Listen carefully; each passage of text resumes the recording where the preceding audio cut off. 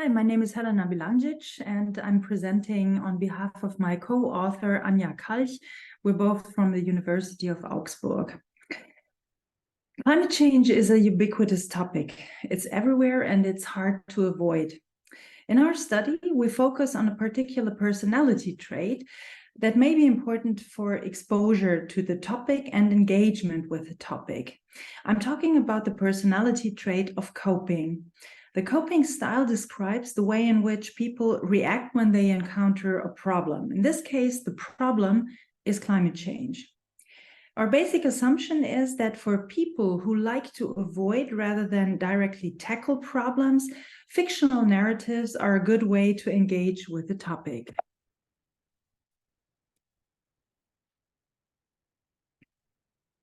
Climate change information is increasingly available, but that does not ensure that citizens actually use it and confront themselves with the issue. While climate fatigue is discussed as a general trend, it is likely that individual differences exist in the way in which people engage or avoid to engage with the topic of climate change. And this is where coping style comes in. The personality trait of coping may indicate such a personal individual difference. There are many ways to classify coping styles, and we have chosen a very simple one and divided coping into avoidant and approach coping styles. Avoidant coping style means that people are sidestepping problems rather than directly tackling them. Conversely, the approach coping style means that people are seeking information and they're seeking help about the problem. Approach coping should facilitate exposure to climate change information, and it should also facilitate effects of climate change information. But avoidance copers, they are the difficult target group. They should strive to avoid climate change information. However, there may be a way to reach avoidance copers after all, with entertainment. Entertainment that is not primarily directed at informing and persuading. People do not expect to encounter serious, persuasive information with entertainment. They expect to be entertained. And this is especially true for fictional narratives in films and books. Thus, we expect that avoidance copers have a preference for fictional content and rather avoid factual information. As a theoretical background, we're using narrative persuasion, which describes how people can be persuaded by fictional or factual narratives. Narrative persuasion, some of the models are listed here, describes that people engage with narratives in an intensive and emotional way, that they experience narrative engagement, that deep immersion with a text, with a narrative text, so that they forget everything around them. Narrative engagement means that there is also less counter-arguing against the message, so people would readily accept the message rather than counter-argue against it and be resistant. Most of all, with narratives, with fictional narratives especially, there is no expectation that the text wants to persuade. So entertainment is entertainment, and people usually do not expect persuasive intent. The second theoretical background is a behavioral model that is often applied in environmental communication and environmental psychology. It's the norm activation by Schwartz and Howard, 1981. So this is a very simplified version. There are many more factors, but we boiled it down to 4 factors that eventually lead to behavioral intentions. First of all, people need to be aware of the consequences. Awareness of consequences means that there is a recognition that specific actions have consequences. So for example, if you use a plane, there will be a carbon dioxide emission. Awareness of consequences leads to ascription of responsibility. means that people feel responsible to reduce climate change. There's a personal responsibility to act against climate change. From this, the personal norm arises. It's the self-expectation to act against climate change. It's the personal obligation to act against climate change. And eventually, the personal norm leads to behavioral intentions, meaning the intentions to act against climate change. In our study, we combined those two theoretical backgrounds and set up a study that would be able to test the effects of narratives and also selective exposure to narratives depending on the coping style. So our first set of hypotheses concerns selective exposure. So first of all, we assume that avoidance coping is positively related to a choice of fictional films about climate change, but negatively related to a choice of documentaries about climate change. So this essentially reflects the effect of fiction versus fact versus documentaries. And we assume that the label fictional or factual, which usually in narrative persuasion has very little effect. So we assume that that distinction between fictional and factual formats will have an effect for avoidance copers, and that they choose fictional, they prefer fictional films over documentaries. For people who are approach copers, we only expect to see a positive relationship for the choice of documentaries and no relationship for the choice of fictional films. Next up, we set up hypotheses about narrative engagement. We expect that avoidance copers are less able to feel narrative engagement with factual narrative because they tend to avoid problems, they tend to push problems away, and so a factual narrative is not the suitable format for avoidance copers to engage with. On the other hand, we assume that fictional narratives are more successful, and we expect a positive relationship between avoidance coping and narrative engagement with fictional narratives. Again, for approach copers, we do not expect any differences between factual and fictional narratives. We assume that there will be positive relationships with both types of formats. Then finally, we have a set of hypotheses for effects, and this is where we recognize the norm activation model by Schwartz. It's the very same sequence leading from awareness of consequences to ascription of responsibility, personal norm, and behavioral intentions.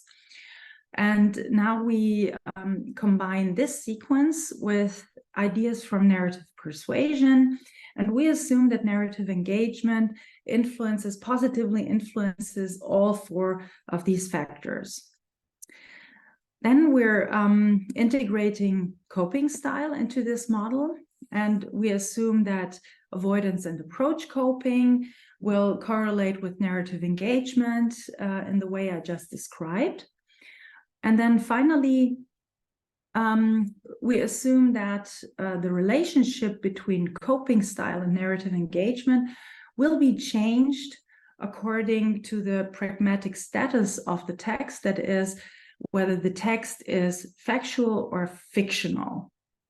And we assume differences between avoidance copers and approach copers, in that avoidance copers are more easily engaged by fictional texts, and approach copers do not think it's, we expect that they do not think it's so important whether the text is fictional or factual.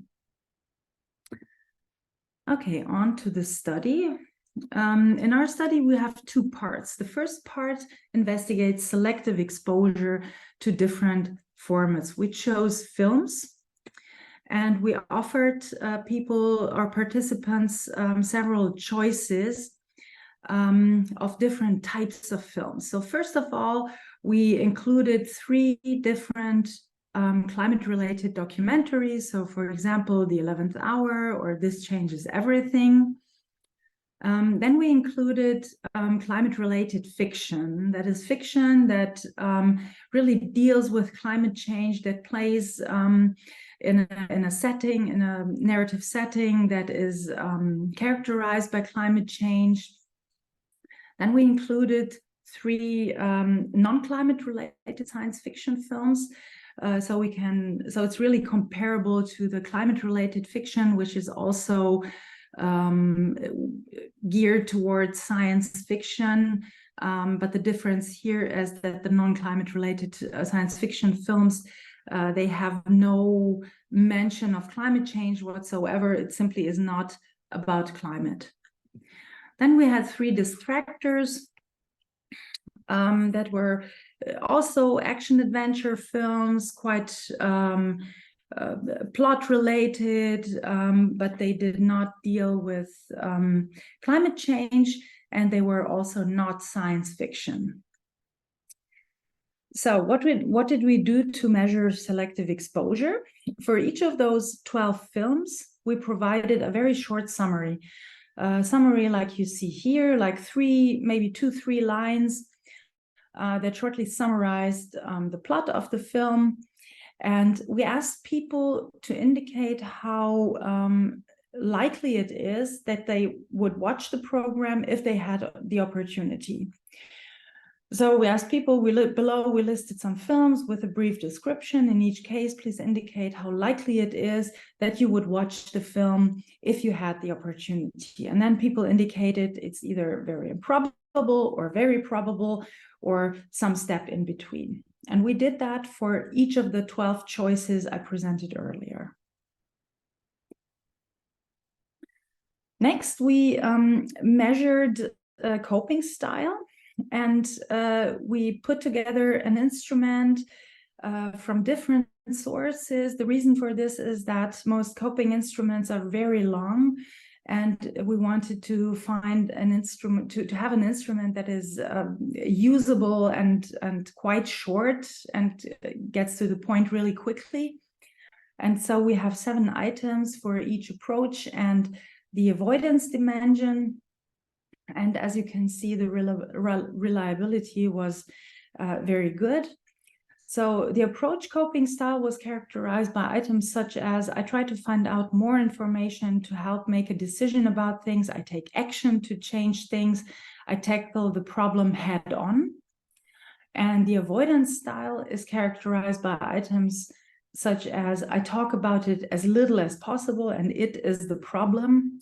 I keep my thoughts and feelings to myself. I try to talk about it with a friend or family, and this particular item was reverse coded.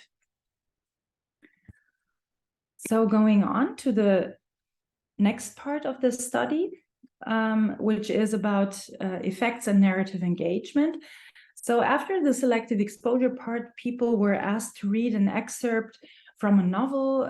It's called The End of the Ocean by Lunde. And the plot of this book is set against the backdrop of climate change. It's about a 70-year-old climate activist. And the excerpt is from the very beginning of the book. The protagonist reflects about the melting glaciers. She is nostalgic about her childhood, where she experienced the glaciers. And she expresses her anger at a company that exploits the glacier by selling ice cubes from it as a kind of thrill for the super rich. The text was adapted so that it could pass as either fiction or a news report, and the experimental manipulation in that second part of the study was to introduce the text as either fictional or factual. So fictional, we introduced it as an excerpt from a novel, and for the factual condition, we introduced it as a news item. After people had read the excerpt from this text, we measured narrative engagement with 12 items, and the narrative engagement scale has 4 dimensions, Narrative understanding was measured with items such as, at points, I had a hard time making sense of what was going on in the story. This item is reverse coded. Then attentional focus. While reading the story, I found myself thinking about other things. This is also reverse coded. Then the third dimension is narrative presence. So, for example, an item is, at times while reading the story world was closer to me than the real world. And then the final dimension is emotional engagement, measured by items such as the story affected me emotionally. Then we went on to measure awareness of consequences with an instrument by Haustein and colleagues. It consisted of 10 items. For example, electricity from fossil fuels accelerates climate change.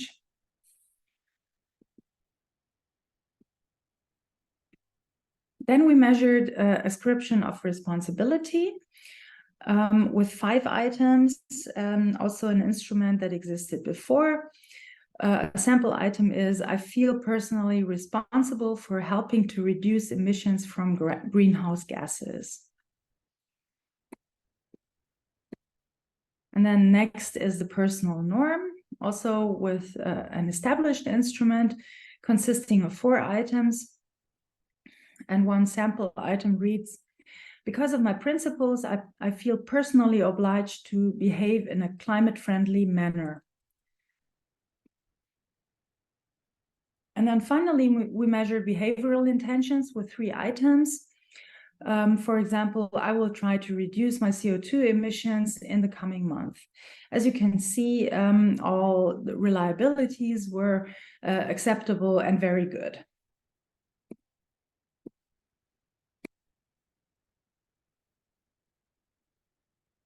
So we had a sample of a cross-sectional sample in Germany of a little more than 300 people. About half of them were male and half of them were female. The mean age is 46. And about half of the people had a school degree for higher education, and half of them did not. So this was a quota sample, and it was the interviews were conducted by trained students. So the sample is not representative, but it does have some variation in terms of sociodemographics. Okay, let's get to the results. First, about selective exposure. We conducted multiple regression analyses, and we predicted the viewing probability after reading this short summary for the 12 films that I presented earlier. And we built mean indices for each of the categories. So we have one measure for documentaries about climate change and one measure for the likelihood of being exposed to fictional films with climate change topics, and one mean for fictional films with a different topic. And first, we entered sociodemographics into the regression. And as you can see, there is nothing very exciting going on. There is a negative correlation between higher school education and fictional films. So the better people are educated, the less likely it is that they choose fictional films. And we found that females are more likely to choose fictional films with different topics. In the second step, we entered the habitual television genre use. In this part of the questionnaire, we asked people what they usually watch when they watch television. And we had a measure for documentaries, for news, for action films, and science fiction films. And what we found is that habitual exposure predicts selective exposure in our experiment. And we can observe that in the correlation between the television, the habitual television use of documentaries and the viewing probability for the documentaries that we offered in our experiment. So the more people usually use documentaries, the more likely it is that they will choose a documentary about climate change. Similarly, we found that people who usually watch action films are also more likely to choose a fictional film with a climate change topic and a fictional film without a climate change topic with a different topic. So these are all positive relationships. And even stronger relationships we can find with the habitual use of science fiction films. The more people use science fiction in their usual media time, the more likely they are to choose fictional films with and without climate change topics. And now let's get to the core of our study, and let's look at the effect of coping style. So first up, we can observe that avoidant coping style does not correlate with the viewing probability of any of the types that we tested. So this was a bit surprising. We thought that at least there would be maybe a negative relationship with the documentaries. If people avoid problems in general, they should also avoid documentaries about climate change. But this turned out not to be the case.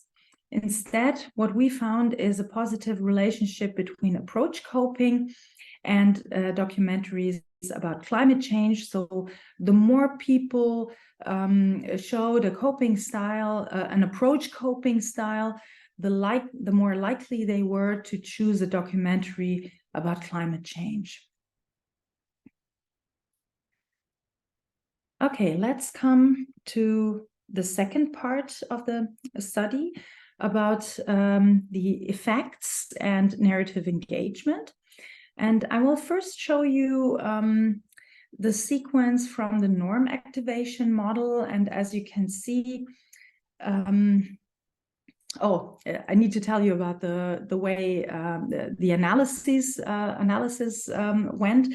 So we used an SPSS process add-on to model the serial mediation. So what we can see here are unstandardized regression coefficients, which indicate the strength of a relationship of one concept with the other.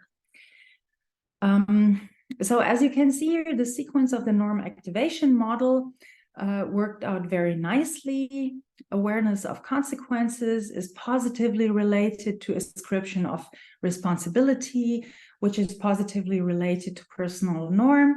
And then finally, the personal norm predicts behavioral intentions. So far, so good. So the norm activation model worked out nicely. What we also found is that narrative engagement indeed predicted awareness of consequences. It predicted ascription of responsibility and behavioral intentions. It did, however, not predict the personal norm. But apparently narrative engagement is quite an important construct here. Then let's look at approach coping first.